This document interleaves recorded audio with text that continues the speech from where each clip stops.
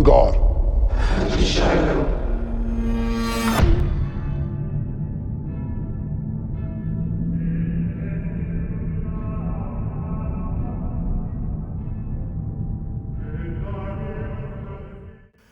We are talking Consecration, and this is directed by Christopher Smith, who also co-wrote the movie.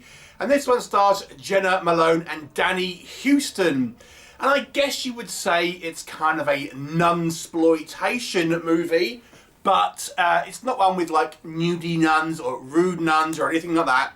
And I have seen some discourse debating whether this is a horror movie or a kind of thriller drama. I would class it as a horror movie, although I would say it's not trying to be a scary movie as such, but there's certainly some kind of like horror themes. There are some supernatural elements here, but it does play a little bit more like a kind of mystery than a horror movie, which is kind of out to scare you and things like that. So let's talk about it. So our main character is Grace, played by Jena Malone, and she is working in a medical field, and her brother is actually a priest who is in a kind of sort of convent somewhere. He's working out in the Highlands of Scotland, and Grace gets told that her brother is dead. He's been involved in a murder-suicide where there has been... Jenna's brother has been killed, apparently by suicide, after he has killed another priest. Now, she can't believe that her brother would do this. He's a gentle soul and all this. So she travels up to this kind of monastery or convent, wherever it is, to investigate. And she kind of initially kind of joins forces with the kind of the local police, and there she meets up the Mother Superior and Danny Huston's priest, who has been sent from the Vatican to kind of reconsecrate the area. And she decides to do her own investigation and begins to suspect there's more to this story than meets the eye, and she suspects her brother did not commit suicide and something else is afoot. And as the movie progresses, let's just say that there's more and more kind of layers that are peeled off this movie. I won't go into too much, but let me just say there is a supernatural element at play. The movie suggests a variety of possible things that may be going on, but I feel the movie does end up obviously giving you the answers maybe that you're looking for, at least for the most part. So let's talk about it. What works in this movie's favour? So as I said, the movie, I would say, for me anyway, I would class this as a horror, because there is some sort of horror elements, but this is not a gory movie. This is not a jump scare movie. This isn't really even a movie which is trying to necessarily scare you, but I do think it has a kind of a creepy sort of ambience in it, and there is certainly elements here of supernatural elements at play here. You know, a lot of theological questions are on display here, and we'll kind of touch on that in just a second. But certainly I would suggest that maybe you could call this a horror light. It's not a movie which is going to kind of gross out anyone or anything like that, or scare anyone. But certainly the themes in it are quite dark at times. Even some kind of like some more of the, unfortunately, everyday things, like horror things like kind of domestic abuse and stuff like that is present in this movie. So there is some stuff here which definitely, I think, lends itself to more horror themes and stuff. Now, I feel this movie has a lot to say in regards to theological questions, the nature of good and evil, and what one means without the other. Now, for example, without spoiling anything here, is good and evil a matter of perspective? You know, whose perspective might you judge one to be evil or judge one to be good? Because if you think you are doing good, but ultimately you are committing evil, does that make you evil, or are you good because you think you are doing it for good? Things like this. So the movie, and it's relatively subtle, I would say. The movie doesn't bang you over the head with this, but I think if you are paying attention, you will come across a variety of quite interesting kind of themes about, you know, as I say, primarily good and evil, and what the relationship is with one another, and sometimes can your intentions, you know, cause you to take certain decisions that may, what you think go one way, but maybe could be perceived another. Things like this. Again, that's kind of all I want to say on it. I don't want to give too much away about this movie. But suffice to say, I kind of found some of this kind of questions that I was pondering quite interesting and kind of and food for thought. So I certainly kind of quite enjoyed that. I think the acting is solid here. Obviously, heading up the cast, as I say, Jena Malone and Danny Huston, two experienced actors here, and I think they do a great job. Jena Malone's character, Grace, I thought comes across as a very sort of down-to-earth person. She's kind of a little bit like of a wallflower at times, you know, when she kind of goes in to do this. But sort of a grounded character, and I kind of quite liked her. You know, and she seems to, considering we see quite a tragic backstory, so to say, you think, oh no, she's, you know, she's got herself a job where she's helping people. She's kind of like a doctor, and we see that she's, you know, generally speaking, a good person, even though she says she kind of labels herself non-religious, you know, an atheist, or at least agnostic at the very least. And then obviously she goes into this kind of place of worship, and you know, she's kind of warned off at this kind of particular kind of churches. They're very extreme. They have quite sort of out there views, considering, you know, they fall under the banner of the church and everything. They still seem to be somewhat, you know, quite out there in some of their opinions and what they are actually doing and things like that. So we have this kind of clash of ideologies, and again, I kind of found that sort of pretty interesting. The movie does have quite an interesting kind of mystery that harkens back to the days of the Templars and things like this. It kind of involves an ancient relic.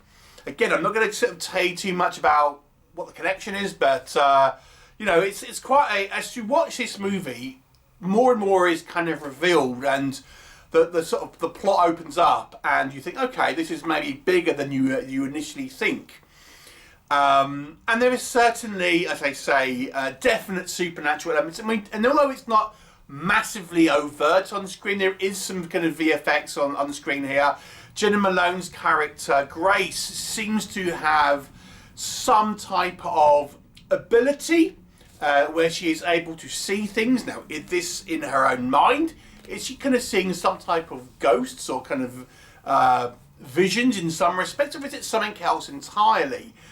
You know, but there's certainly kind of, as I say, stuff going on, and the kind of finale does have a little bit more overt in it. But we're not talking full-on kind of like demonic possession and things like that. It is a more subtle movie in many respects.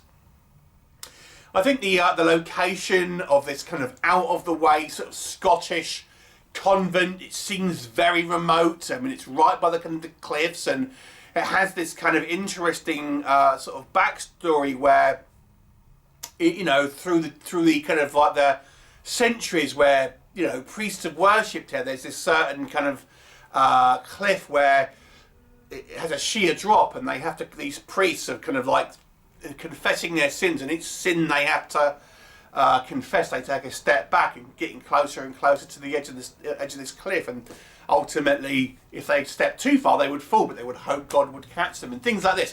So there's some great little kind of details here in regards to some of the kind of the mythology that this movie is going to try to kind of build up. Now, it is a slow-paced movie, and I will admit, initially I was kind of a little bit fidgety in it, but I think once you kind of get past the first act, I think it kind of, I found it, at that point I was kind of engaged and kind of interested in where the story was going, and I wasn't kind of wanting to check my phone or anything like that.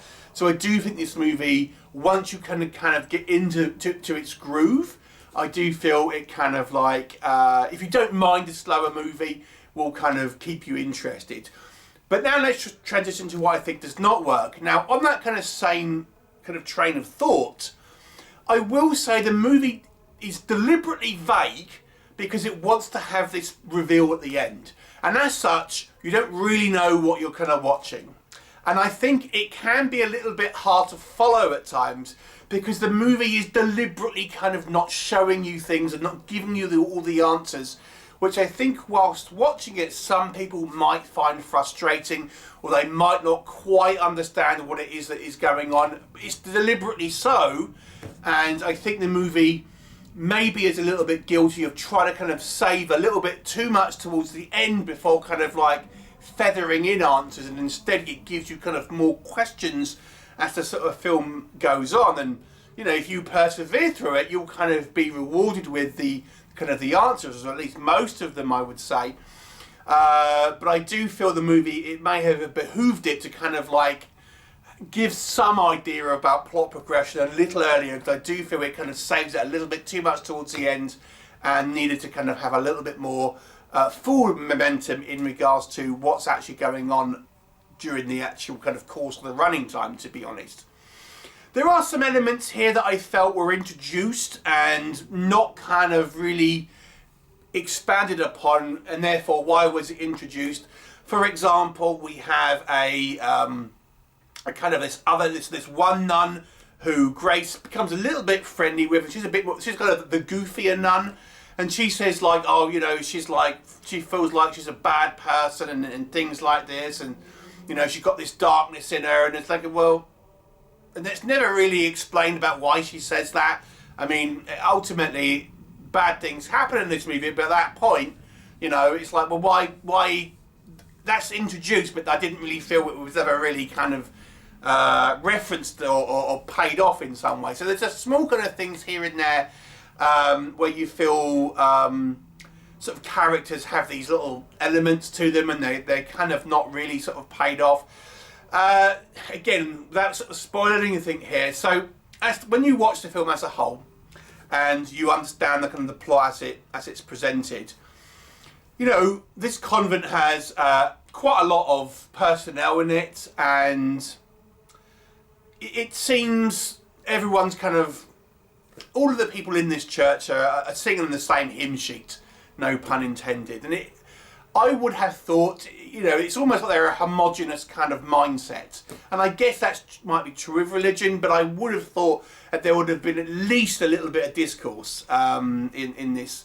So again, maybe it was because it didn't have the running time perhaps, but again, it's certain things here I felt needed to be a little bit more nuanced.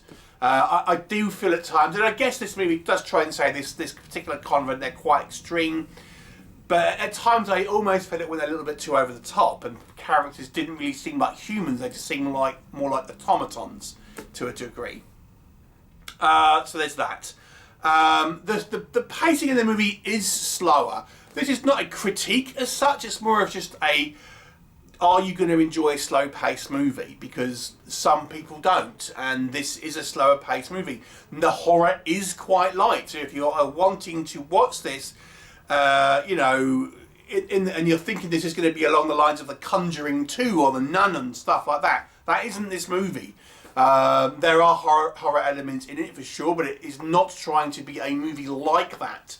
It is trying to be a more philosophical, theological and thinking kind of movie in some ways, while still having supernatural elements and asking kind of like deeper questions and things like that. So some people I would suspect might find this movie on the dull side, perhaps a little boring for some, and I do think it could have helped, I think, had the movie, as I say, given a few more answers earlier on and kept maybe some people more engaged than others, I would suggest.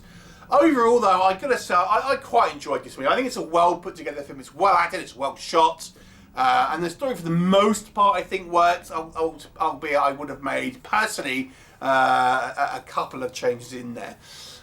It's a 7 out of 10 for me. I gotta say I quite enjoyed this one. It's not a slam bang, thank you ma'am, it's a slow, thoughtful movie, but one that I have to say, if you can watch it to the end, I do feel it's pretty rewarding and give you enough answers while still leaving you a little bit, well, you know, ooh, I wonder what that meant and things like that.